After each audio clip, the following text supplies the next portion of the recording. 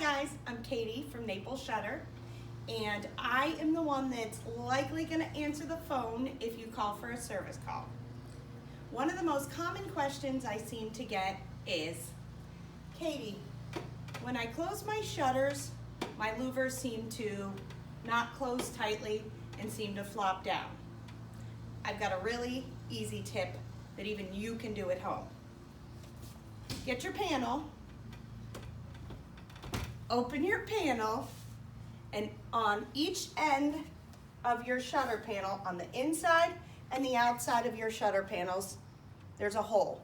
Sometimes these holes are covered with little stickers that you can easily take off. This hole's called a tension screw hole.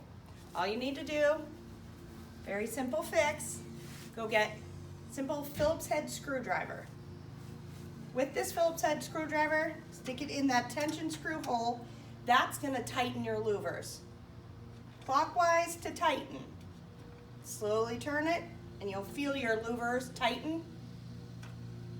Go over to the other side, and on the inside, take your Phillips head screwdriver, clockwise tighten them, close it up. Your louvers are now tightened. Easy tip that even you can do at home. Thanks.